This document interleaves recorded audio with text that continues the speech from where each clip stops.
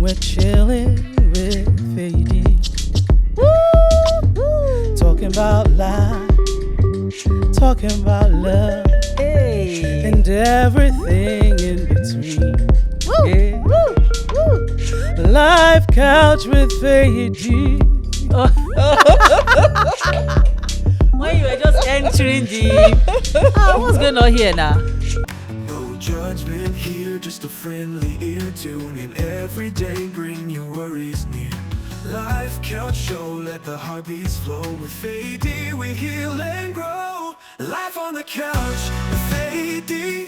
Talk it all out, set your mind free. Life on the couch, stories we share. Hello everyone and welcome to another episode of Life Couch with Fady.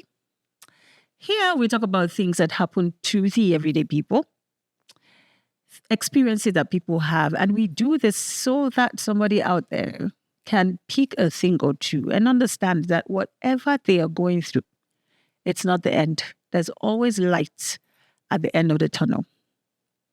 Today, my guest will be talking about how she navigated a difficult health challenge, specifically with her eyes. And sometimes life throws you some of these ailments. They don't leave you the same. You might even need someone else's body part to be whole. She's laughing. Anyways, I know we can laugh now, but I'm sure the experience was, Anyways, we'll be hearing directly from her. My guest is the beautiful, intelligent. I've known her for a while. One of my very, very, first friends when I arrived to Canada, and I know her really well.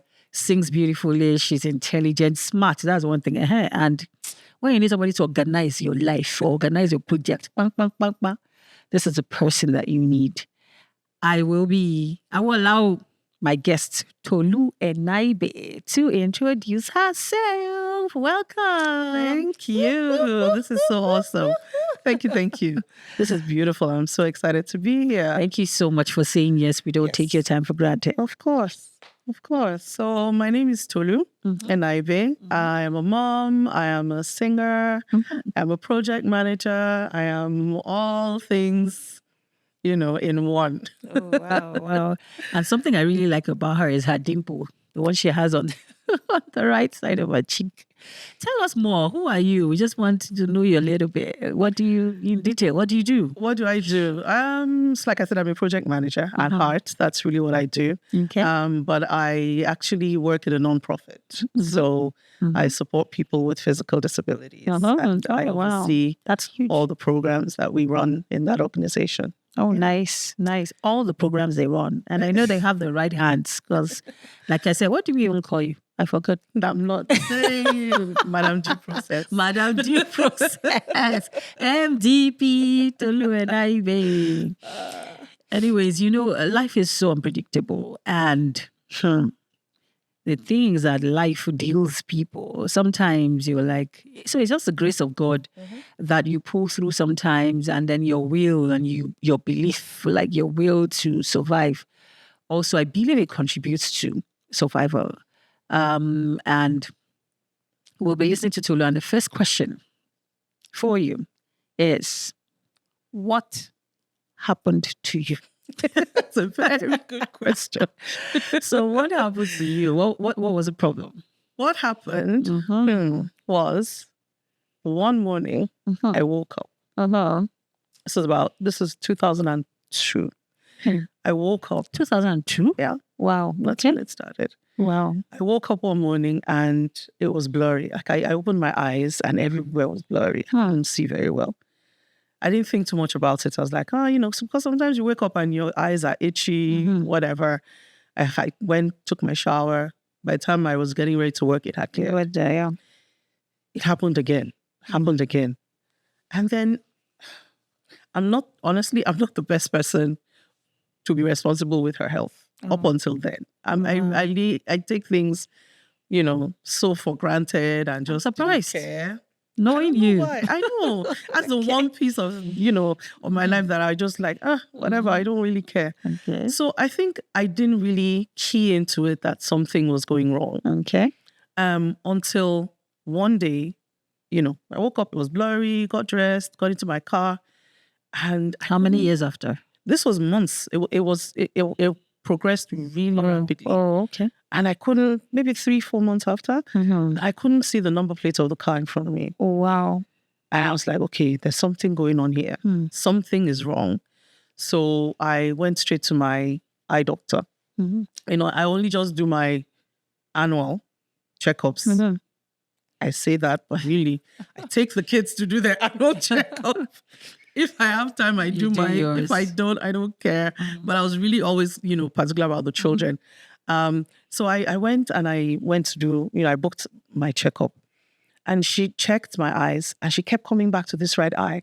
She would check and come back to the right eye. And I could see in her face that there was concern there. So I said, is everything okay? She said, she's just going to refer me to a specialist because, she's not getting the readings right. And in my mind, I thought, that doesn't sound good. So then, she referred me to a specialist. Of course, this is Canada. You get a referral doesn't mean that you see the specialist. When did this happen? Day. So I think this started when I think back, it started sometime in July 2022. Okay. I didn't get to see the specialist until January 2023. Oh, okay. So, but between then, I was just going crazy. At that point in time, I was now very worried. Like, okay, somebody has to tell me what is going on here. So I called my husband. He was in Nigeria. I said, look, we have a problem here. We need to figure it out. Thankfully, just across the street, because he has eye problems. So his eye doctor is just across the street from his office. So he booked a virtual appointment consultation. Virtual consultation. So we're over the phone. They said, once you wake up in the morning, before you wash your face, everything, take a picture, call us. So of your eyes? Of my eyes. Oh, okay. So I did that. We did a video chat and she looked in and she said, okay, I cannot really diagnose you just by looking at you, but talk me through your symptoms. And I talked her through my symptoms. And she said, okay, from what you can see, it probably has to do with some kind of edema in my cornea. But wait to see your specialist here. And I said, what can I do? She said, well, she wouldn't, she can't prescribe drugs like that. And here, of course, you need to have a doctor's note prescription. But she just said, okay, use eye drops to artificial tears and Muro drops. So those drops are like salt drops. Okay. And they help to pull out moisture from your eye. Okay. Anyway, long story short, I started doing that and I got some relief. So by the time I met the specialist and they checked my eyes, the first thing he said to me was, were you in a fight? I said, no, I was not in a fight. Were you in an accident? I said, no. So apparently what was going on was I had some corneal scarring from some kind of ulceration. We don't know how come. Wow. So it had healed and scarred over. But in addition to that... You've never had anything with your eye?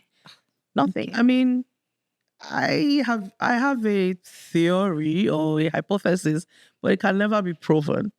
And I don't want to put out a conspiracy theory, so I'll keep that to myself. Okay. But, I had that. And then the cells in my cornea, which are they're like pumps. Okay. So they pull out water from your cornea, and that's what lubricates your eye. All those cells were dying at the time. Oh, wow. So it's called Fuchs dystrophy. So I had Fuchs dystrophy. Wow. I had a corneal scarring, and eventually I also found out that I had cataracts as well. Okay. 3 conditions going on in this. Poor eye. I'm telling you, really poor eye. And can you describe, I think you kind of spoke about the symptoms, but is that everything? Because I remember you were telling me something about when you were driving. Oh, yeah. So just more detail. Maybe it was terrible because then my eye was so dry. There were days when I would wake up and it was like there was sand in my eyes. Okay. There were days, it just fluctuated. There were days I'd wake up and it was like glass. Pieces of, imagine glass in your eye. Wow. You can't open it. You can't, I'd be driving on the street and it'll just turn. Yeah. And I'd have to park by the side of the road and wait it out and just cry and cry and cry. And how long did it take? It was terrible. Sometimes it was 20 minutes. Wow. I'm just parked by the side of the road crying. Huh. And part of the crying was frustration because I'm like, somebody needs to tell me what is going on. I need help. Someone needs to tell me, you know? So that went on for quite a bit. And then one day I woke up and it felt like someone shot me in the eye. I opened my eye and I quickly closed it back. I could not stand the light. Wow, okay. My eye was red. It was weeping. I couldn't open my eye.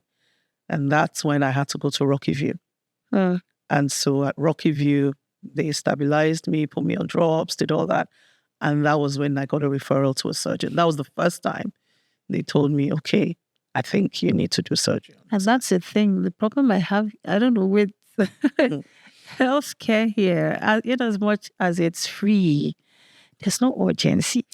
I've been on a wait list for almost 2 years here. And you know, your age is going, everything I don't know. I was on the wait list for 1 year. Wow. And imagine, because I read that this is progressive disease. For 1 year, do you know how much progress, so to speak? I know. That calling it progressive, I always find that word very weird because it isn't really progressive. But yeah, it is. So it was getting worse. I have the condition in 2 eyes, but on this eye, it's really milder. But on my right eye, it was, for whatever reason, it was progressing so fast. You know, so I always had to use the drops. And of course, they told me at the time, this condition will never go away. There's no treatment. Wow. It'll only get worse to the point where one day that blurriness will never go away. And you will only be seen through like a fog. Wow. And that scared me because I'm like, I need my eyes. I think if I lose any other sense, I can live with it, but it's going to be hard, you know, and that was what scared me the most. And sometimes we take things for granted, you know, and we all know that eyes are important, but even if I think I was somewhere yesterday, I was telling them, just get with low on one finger. Then you know how important that finger is. Like, because you do things, you're not even thinking about it. Anyway, from my research, I see that Fuchs dystrophy, because I'm learning how to pronounce this thing, affects approximately 4% of population over 40. Those of us that are over 40, our statistics, you know, there's so many things. You have to be careful. Like these symptoms, it's important to check it out. You feel it, you don't just brush it aside, you know, and I'm glad that despite the fact that you didn't catch it on time, I can't say you caught it on time, and they don't put you on a wait list for 1 year. I'm glad that at least there was a solution. Do you understand? Like, it's something to be grateful for. Like, so, how did you feel when you eventually found out? You know, when they finally told you, because you were like, what's this, the frustration and everything? How did you feel when you knew exactly what was going on? Was it fear? Was it relief? It was relief. It was a mix of both, you know, because now they could tell me exactly what it was. And that was when I got to understand that I had multiple conditions, right? It wasn't just the one condition. So they walked me through and said, okay, this is a symptom for this is a symptom for that.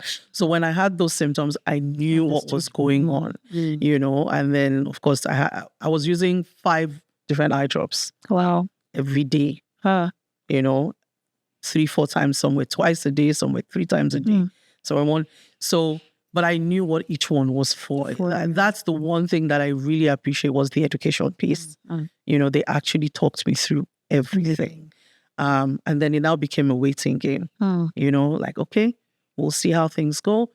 The final solution is surgery. It's going to be a transplant, a corneal transplant. And I said, okay, I think I know what a corneal transplant is, but can you talk me through what does that mean? Cornea and you know transplant. And he said, yeah, we're going to take off your own cornea. We're going to replace it with someone else. Is it because, so it's a cornea that's scarred, right? It's the cornea. Okay, and that's what probably causing the major problem. Yes. So that has to go and it has to be replaced with a new cornea, which is something someone else has donated. So how did it get to surgery? How long did you wait, and what prompted the decision for you to for the surgery. Yeah. It was roughly about 18 months. Wow. Before, yeah. From the time they told me, okay, this is what it is, I now met the surgeon for the first time, and he said, okay, you're going to have surgery. It was about 18 months. In between, I traveled to Nigeria. I met a couple of other specialists there as well, and they all said the same thing, because I was like, I'm going to get a second opinion, I'm going to get a third opinion. So I did that, and they checked my eyes, and they all said the same thing. Yeah, this is what it is. How did you feel? You know, you pray. I'm a person of faith, and I kept praying, God, please heal me, and let this not be what it is, So the first time they tell you this is what it is, the second time they tell you this is what it is, it shakes you a little bit. The third time's like, okay. Yeah, hoping it would be different. Yeah, but it is what it is. Yeah. And then you just have to accept that and then move on. Well, I just want to chip this in somewhere. I'm her friend. I didn't even know about this until I think it was a month to your surgery or whatever. And I was thinking about this. And sometimes I think about the things I go through as well. You give people grace. Like, you don't know. Maybe you send somebody a message, they don't respond. You call somebody, they don't, like, I've learned to be patient. Because sometimes I don't want to talk to anybody. I wake up, I'm not in the mood to talk to you or anybody. I see calls I don't want to pick, right? Give people, I think it's so important. I am her friend. I'm just trying to say. I don't know. I don't see you as someone who, I know you are quite social. I don't know if you have so many friends, but I didn't know about this. Yeah. And you can imagine, maybe I call you on a day that your eye is choking you. I'm not picking and maybe the next day I'm like, I've learned to give grace. People should learn to know that people go through stuff. And it's not what you see. I put something on my status. Does not mean that's, it doesn't, it's just, anyways, the point is, please give people grace. You don't know what they're going to. Be kind. And that's why people always say, be kind. You can imagine the kind of pain you have been going through. And I'm sure you get the message. Yeah. Be patient with your friends. Be kind, be gracious, it's just something I thought I would chip in here because I'm just thinking about all the things that you went through this for 18 months. Yeah. And maybe once in a while we say hi, and she organizes a group where we all have our songs on there, and she's checking or she's rotating songs. And you'll be thinking, this is happening. You don't know. Yeah. You don't know. Anyways. So true. How did this affect your kids or family? Yeah, it was hard for the them. News and everything. It was hard for them. My entire family, my husband, my kids, they all wore glasses. My kids had LASIK surgery like 4 years ago, which made a huge difference. Oh, wow. So, but when they first heard this and was like, okay, I might actually be going blind. Of course, they were terrified. Wow. We prayed a lot, and in this whole story, there is a miracle. I believe that God did do a miracle, because the eyes, when I'd go for my checkups and they'd ask me, how am I seeing? I'm like, yeah, the condition was getting worse, but I could see. My sight was getting better. Wow. Interestingly, but the condition was getting worse. So by the time, and I was praying, there was, my kids would come every morning and put their hands on my eyes and pray for me. Wow. So that strengthened their faith as well. And of course, it strengthened our relationship and our bond together. Nice. Everything has a purpose. Everything has honestly, all things work together. I'm a firm believer in that. Wow. And so when it was then time, of course, they didn't tell me when my date was going to be they don't tell you until for the surgery? A month. Okay. Before, or even 3 weeks. So they called me and said, oh yeah, we have an opening for you. Your surgery is on this date. And I just panicked. Wow. How did you feel about, because one thing I think we're missing, the transplant thing. How was that news broken to you, and how did you feel about that? I know. It Getting on someone else's... Oh yeah. It was...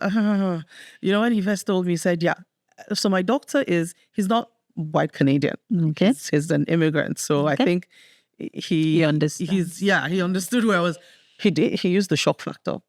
He was just like, yeah, so we're going to put a dead person's cornea on your eye. And it was that like Blunt. okay. He said, no, I'm going to be honest with you. We're not, pussyfooting around. This is what it's going to be, So think about it. If you think you can manage this condition with eye drops, but it is going to get worse. It is not stabilizing. It's getting worse, and it's getting worse quickly. So, yeah. And then the closer I was to the surgery, I started thinking, what could go wrong? And so I called my doctors in Nigeria, and they said, well, you know what? The surgery in itself should be safe. They do it, The only concern that they would have is rejection. Because more often than not, very few Black people donate their bodies. So it would be a white person. It would be a Caucasian tissue. So that would be the only concern. Would my body reject that tissue? So then that now sat in the back of my head, like, do I need to do this? So I was so stressed, and I was just praying and praying, just trying to make that decision. It's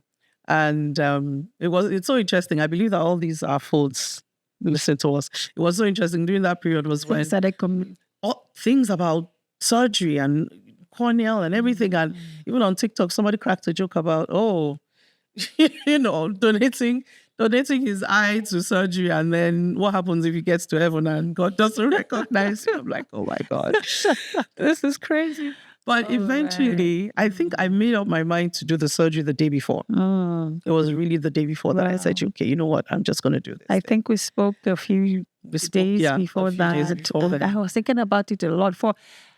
I don't know, maybe I felt a little bit bad that, and I'm supposed to be this person's friend, that I didn't even know, that this is happening.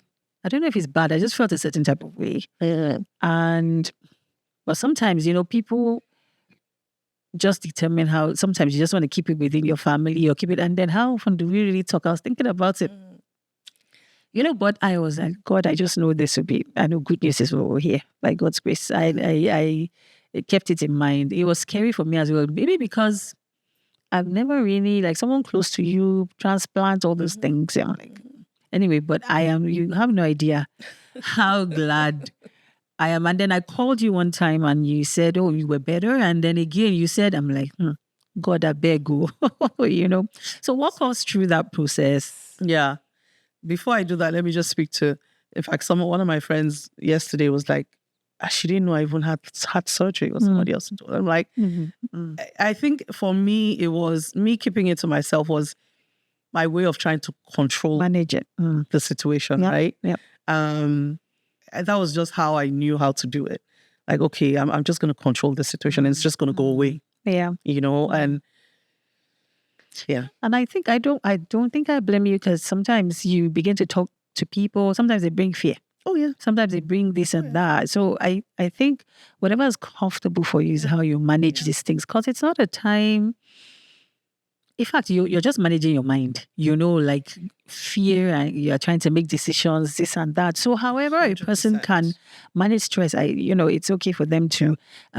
One thing, I think maybe after you walk us through this, talk about maybe Black people. I don't think it's Nigerian. I think it's a Black people thing, not wanting to donate the parts of their bodies. So maybe walk us through the process of healing, and how things happened, and then we'll go on to talk about transplant. So the surgery itself, it took about 50 minutes. They numbed my eye, and then before that, the day before, they did some kind of a laser procedure to sort of poke a hole in my eye, so that during surgery. Was that painful? It wasn't. I didn't feel anything. Okay. So that during surgery, it'll maintain the eye pressure. Oh, okay. Because they're very particular about eye pressure. So then on the day of the surgery, I went in, they numbed the eye. I don't numb very easily with local anesthetic. Okay. So they had to do it like 3 times. Wow. Before. How did they check? I don't know. The lady will come and look at my eye. I think your eye dilates or something. And she just shake her head. I'm like, yeah, not yet. This is gonna take some time. Anyway, but once I was on the table, I was awake, and all I could see was just lights. Oh. And then they were talking me through everything. So they did a cataract surgery. They put corrective lenses in my eye, and then they took off the cornea and stitched the new cornea on. Okay. So after that, I had to lay on my back for 1 hour and then go home. So back home, I had to lay on my back for 7 days. Wow. I could only get up for like 5 minutes to use the washroom or eat. Shower? Nothing like shower. No showers. Because water couldn't get near this eye for 14 days. Wow. So I couldn't even shower for 14 days. Wow. So I was on my back, and it was so hard to do. I think that was the hardest part of the recovery, just lying on your back. And knowing you that you love restless person. you love to be out and about. I'm a And very during restless summer. person. Exactly. It was during summer, and I couldn't watch TV. I couldn't read a book. I couldn't do anything. I couldn't Just use lay my eyes down. for anything. Just lay down. But I was so stressed and so restless. When I went back for my checkup, they were like, everything had not stuck down because I moved too much. So they had to send me back for another 3 days. This time around, thank God for travel pillows. I put a travel pillow over my head, just kept my head like this. Like, I'm not moving. I'm not doing this anymore. Wow. And then, after that, I did my last checkup last week, actually, and they said the eye is fully healed. Nice. I'm doing well. I'm going to be on... it's like immune suppressants. So I will, It's not fighting. yeah, so that just to keep my body from fighting that knee tissue for a year. Wow. But everything else. I hope it doesn't affect other parts of, of my body. Yeah. asked- Fighting immunity or anything. I said, so what does that mean It's for my health? localized. Okay. Yeah, they said, no, it should not be as much of a problem. Okay. So, That's yeah, and interesting. then what happens is it'll keep reducing how many drops I use. Okay. Okay. Yeah. Was there no issues at all with matching or rejection or anything? Nothing. Nothing so far, by God's grace. For me, I see a lot of miracles in here. Yeah. Number one, you said you were seeing, despite the fact that the condition was getting worse, you were still seeing really well. Where I think for you to have brought that up, it means maybe for some other people, they probably would not be able to see well. Oh, yeah. That's what they said. Like, as it gets worse, your eyesight should be blurry. Very blurry. Then the cornea matching your eyes, or how do I see it now? Without problems. Because if that was a problem, that would be worse. Exactly. Right? Yeah. At least I've been able to pick those two significant things from here. And anyway, talk about has this experience changed how you see, donating parts or, and has it helped you make any resolutions? It actually has. So it was, I was chatting with my doctor friend, and she was the one who said, you know what, a lot of Black people do not, it's just not something we think about. It's not something we do. And I got thinking about it, like, really, I have this healing and I'm in a better place now. It's like you said, you have a little thing on your finger, it affects your entire body. Since I've had this surgery, it's amazing how I realize now how much this thing weighed on my mind. Yeah. It weighed on my mind. It weighed on my ability to do a lot of things. And I'm in a better place today, even, physically and even mentally, because someone made that donation, And so I started looking into how could I also do the same thing. Yeah. And I think that's something that we could raise more awareness. And we do it. Don't wait. Because sometimes I've watched movies where doctors are like, can we donate your, So is it something you wait for them to ask, or is it something you can just... I have never been asked. I have never been asked. I've never even heard that, So it's something that you can approach. You can start on your own. And say, I want to look into this. How can I do this? Okay. And do that registration and get that on there. It's on your records. So if anything happens, they know that. So in Canada, how would you do this? Would you just let your family doctor know, or? Yes, I think that's the first step. So I've actually booked an appointment with my doctor. Nice. Yeah. Nice. I'm going to be having that conversation with him to just make sure how it is. So again, all things work for good, Yeah. Somebody needs something, Yeah. and you never know if It's really from you. You're the one person that can give them. Wow, That help that they that need. gets me really emotional. You know? Yeah. So it's something that we need. I feel like we might even need a full discussion on, transplant and things like that, because it's something we don't talk about. You see it in movies, but you never understand the gravity of what you're getting until it's close to home. Yeah. Like imagine how someone's cornea, seemingly tiny, little thing. I know it's very important, but you know what I mean? Like it's affected your life physically and emotionally. Yeah. And it's not only you, by extension to your family. Yeah. Okay, so what any tips for anybody out there? How do they get aware? Like what do they do if they feel like something's wrong with their eyes? Any tips? What lessons have you learned? What lessons I've learned? Number one, make sure you do your annual checkups. Always make sure you do your annual checkups. And listen to your body, know your body, pay attention to your body. And this goes beyond even eyes. Like if you wake up and you're not feeling great, you know how you should feel normally. Yeah. Quickly head on, book that appointment, see your family doctor. Never take anything for granted. Always get a second opinion. And do your research. Although I need to be careful about that, because if you go on Google and do research, put in symptoms, the 1 million things that you will see. So and it might even scare you. They will scare you. It will definitely scare you. But talk to your doctors, ask questions. Never be afraid to ask questions. If you don't, some questions might sound stupid. You might think it's stupid, but ask anyway. Honestly, once I understood what was going on, it helped me so much. When I didn't know what was going on, I was going crazy. Worried, yeah. Now you can manage it better. Now I know what I to know. expect. Exactly. Yeah. So I know you talked about how this has changed your perspective with respect to donating body parts or transplant or whatever. Any other way this has, changed your perspective to life? I'm just grateful. I am grateful. Like I said before, I'm a person of faith. And I prayed a lot about this.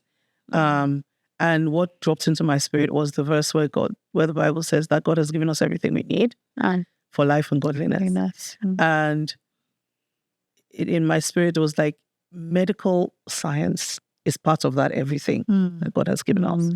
I know some people will be like, no, I don't want to do the medical science way. I want to pray and it's going to happen. And God will heal you however He wants you to. Yeah, He wants to heal whatever works for you. However, but understanding that medical science is God given, and there's absolutely nothing wrong. If there is a solution that way, why not take it? And that's what we're talking about. What if the transplant was done and your body rejected it? Exactly. It's still a miracle. It isn't. It is that even the eye drops kept you until you could get to see your doctor. The fact that they think whatever you're doing now is even keeping you okay. Do you understand? Have you seen people that have had to go back? Or maybe something wasn't working or it became worse. So, what of infection after surgery? Exactly. I always tell people that invented the light and these things, it is God that gave them the inspiration. I should be able to find those things. They're not, because they're there for us to use. You understand? So, I don't know. Any last words? It's been enlightening for me. I've learned, and now I'm thinking about transplant. I'm thinking about what you call it, donating body parts. These are things that we should. There's more. There's a lot to life, and when these things don't come close to home, you don't know. I don't know if there's anything you want to tell people out there. Something significant that happened around this time, and we were saying that everything happens for purpose. Did you eventually see a purpose in all of this? Yeah, I'm still working through it because I just had the surgery last month. Yeah, it feels weird. It feels almost like the before and after. Is so different. Wow. So I'm still working through it, but I know that the one thing that I will say that I have gained out of this is just understanding that through all the troubles of life, if I didn't have my faith, I don't know how I would have dealt with it. I don't know how. Just hold it on to God and just saying, okay, I know that, everything happens for a reason and you know what's going on with me. And now being on the other side and thinking, okay, it's so interesting because after the surgery, things have just been falling in place. It felt like some things were just held back until waiting for the surgery. Like things outside of your eyes. outside of my eyes. Wow. At work, with my ministry, with Wow. everything. Things are just like, I'm like, okay. Maybe. I still don't know. Or maybe you needed rest. I don't know. Can't you feel- I don't know. I think what I will say though is pay attention to your body and take your health very seriously. Don't take anything for granted. Wow. Don't. Wow. Thank you so much, Tolu. It's been such a beautiful conversation. I've enjoyed just, learning more about this. Yes, I spoke with her, but I didn't even know that she got a transplant. Yeah, she said cornea transplant, but it did not even It didn't register. click, until, now. And thank you so much for sharing your story, people out there. And the reason we do this, I always emphasize, the reason I do this is so that somebody out there knows that whatever I'm going through, she went through a health challenge. Yours could be different. Please keep the will to survive. There is hope at the end of the tunnel. Now, I don't promise I'm not God. People ask, if you say blah, blah, blah, why didn't this person survive? Why did this person die? Only God can give that, or at least you do your part. Like she said, you feel a symptom, it's not, your body doesn't feel right. And sometimes don't let people, like I had somebody else I was interviewing, the doctor said, there's nothing until she went for a second opinion. And it was something really significant. So follow your guts, listen to your mind. When something is not right, make sure you check and just understand that there's light, always light at the end of the tunnel. Thank you so much, Tolu, for coming in today. We do not take your time for granted. We appreciate you saying yes. And thank you to the audience for sticking with us until the end of another episode of Life Couch with Fady. Now, like, subscribe, share, add a comment or something. And if you have questions for Tolu, please just put it on there. And at this point, we say thank you so much. And until another episode of Live Couch with Fady, it's bye from us.